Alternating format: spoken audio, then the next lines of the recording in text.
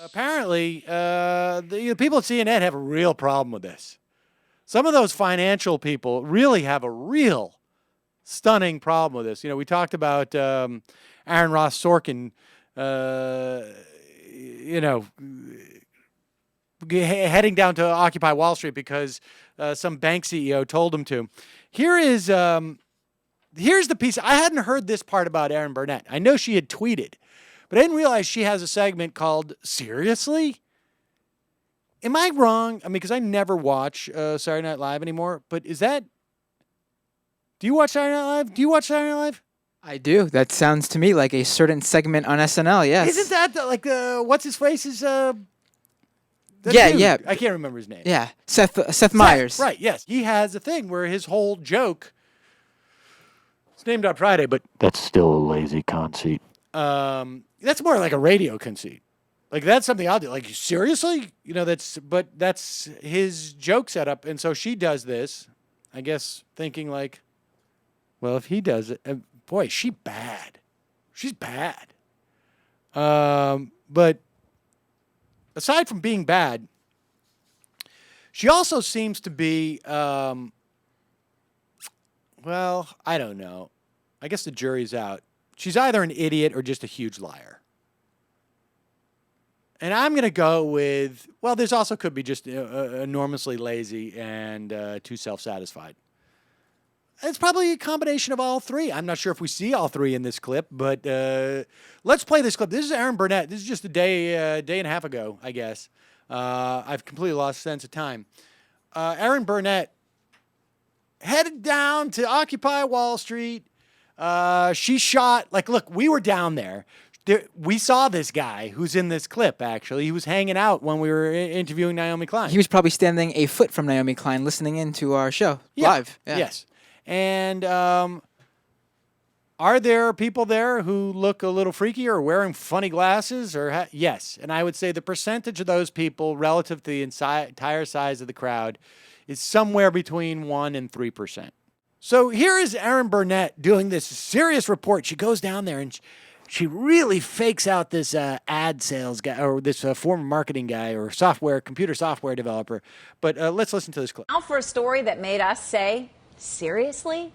The Occupy Wall Street protest entered its third week today. What started as less than a dozen college students camping out in a park near the New York Stock Exchange is now hundreds of protesters, and it's spread to other cities. But what are they protesting? Nobody seems to know. So this afternoon, we went to Wall Street to find out. 3 weeks into this, she's saying, and nobody seems to know? When was this? This is 2 days ago, right? Yes. And she's claiming that nobody seems to know. She apparently has either a very limited social and news circle. She could have said, like, some people think they have an idea. Or there's some places where you can say, but nobody seems to know. Nobody. 3 weeks into it. That's stunning. In fact, I think you'd be hard-pressed to find somebody who could actually say, nobody seems to know anymore. If she had done this 3 weeks ago. I mean, even that bank CEO who told Andrew Ross Sorkin to get down there seemed to have a better grasp of what was going on than That's a very good point. That's a very good point. Maybe she should get Andrew Ross Sorkin's, Rolodex and call that bank CEO to ask him. And despite what you heard, here's what I saw. It's not just a bunch of dancing hippies protesting. There are all kinds of people there. Babies, teachers, cheerleaders, Uncle Santa, and that. She was talking about human being, incidentally, if you're not seeing the picture. But aside from that, you see the sort of the rhetorical little game she plays here? It's not just a bunch of hippies. There's also a bunch of other freaks and teachers. Right? There's cheerleaders and and teachers. So it's not just hippies, folks. I don't want you to think I'm judging. It's not just hippies. There's also a bunch of freaks and teachers. Seriously, it's a mixed bag, but they were happy to take some time from their books, banjos, bongos, sports drinks, catered lunch. Yeah, there was catered lunch. Oh my God, not catered lunch. You mean people have to eat? Oh, there's a catered lunch as opposed to what? It's not a home-cooked meal that they're doing in the park.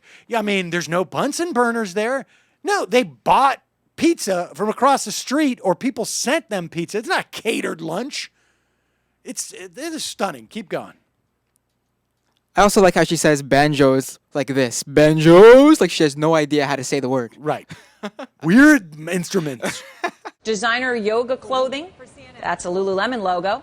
Computers. Lots of MacBooks. And phones to help us get to the bottom of it. This is unemployed software developer Dan. What do you do for a living? I'm a software developer. Software developer. Yes. So currently employed or unemployed? Unemployed. Unemployed. Unemployed, we like to call it. Unemployed. It's called Occupy Wall Street. So do you know that taxpayers actually made money on the Wall Street bailout? I was not aware of that. They did. They made, not on GM, but they did on the Wall Street part of the bailout. Okay. Does that make you feel any differently? Well, I would have to do more research about it, but... If I were right, it might. Oh, sure. All right. This person is, and this is where obviously she's just lying or she's just stupid. And I would imagine, and these things aren't mutually exclusive, to be fair. She could be lying and she could be stupid. She could be willfully ignorant. But she really wanted to go down there and prove how clueless these people were. There's no reason to be mad at Wall Street. Now, GM, on the other hand, you could be mad at GM, but not Wall Street. Which I got to say is fairly coincidental, because here's a statement by way of Will Bunch and Brian Hickey of the local Independence Tea Party, and what they have to say about Occupy Wall Street. Because the implication here that she's saying is that bailing out the banks was a great idea. But GM, we didn't make any money on that. But wonder where she got that concept from. Wonder where she got that sort of like that. I don't know if I would call it a talking point. The idea that Wall Street is the root of all evil is also an anathema to us. Like any other institution, Wall Street has its corrupt figures, and such individuals should be dealt with accordingly. But to condemn Wall Street en masse is akin to condemning our entire free enterprise system. Our association deplores corporate bailouts. GM. They're talking about GM. Corporate subsidies, Solyndra, and corporate welfare. Now, of course, we know that Solyndra and any solar subsidies are literally 2% of all the subsidies we give to energy, whether it's $50 billion for nuclear power, for another $10-20 billion for coal, and another $10-20 billion for oil subsidies. But it's the $500,000 loan, or the $1.5 million loan to Solyndra. That was the big problem. At the same time, however, we recognize the contributions and achievements of America's Chamber of Commerce. She's parroting the talking points of these Tea Party people. I guess that's not to be surprised. Seriously? That's all it would take to put an end to the unrest. Well, as promised, we did go double-check the numbers on the bank bailout, and this is what we found. Yes, the bank bailouts made money for American taxpayers right now to the tune of $10 billion. Anticipated that it will be $20 billion. Those are seriously the numbers. And this was the big issue, so we solved it. In fact, the only reason we haven't made all the TARP money back is actually GM. But I don't see any protests in Detroit. So there it is. And GM probably, I think we're going to see the money. In fact, I think if you look at market capitalization, we probably have made money. We just haven't sold all the stock in there. But that's aside from the point, because she conflates bank bailouts with TARP. Yes, TARP was one element of the bank bailouts, but there was TALF, which is that short-term asset-backed securities loan facility, which essentially, there was a whole series of different instruments that allowed banks to borrow money from the Fed at 0% interest. And then what they did is turned around and loaned that money back to us at 1, 2, 3, 4% interest by buying U.S. Treasury bonds. So in other words, and we've talked about this many times, Matt, let me borrow $10. Okay, you give me $10. And you come to me and go, hey, can I borrow $10? Sure can. Just give me $11 tomorrow. You give me that $11, and then I give you back the 10 that I borrowed from you, and I have $1. And I've just made $1 off of you, Matt. And you, in this instance, you are the taxpayer. Apparently, Erin Burnett, didn't she work on like CNBC? Didn't she work for like some financial channel? She couldn't figure that out. We also know the billions of dollars that was sent to AIG was basically a slush fund for other banks, particularly Goldman Sachs. We also know that we allowed the Bank of America to sell a bunch of their crappy mortgages to Fannie Mae and Freddie Mac. So there's anywhere, the figures range from anywhere from like $1.5 to $3 trillion that have been spent on these bank bailouts. So the notion that it didn't cost any taxpayers any money is ridiculous, but that's not even relevant anyways. Because even if the bailouts cost no money, even if we made $10 billion on the bailouts, we still have a completely broken financial system because of the excessive leveraging and speculation these banks did, and it has destroyed the economy. There are, depending on how you calculate it, over 20 million people unemployed. There are millions of people whose mortgages are underwater. There are millions of people who have been subjected to mortgage fraud. There is ongoing mortgage fraud. So forget about the bailouts.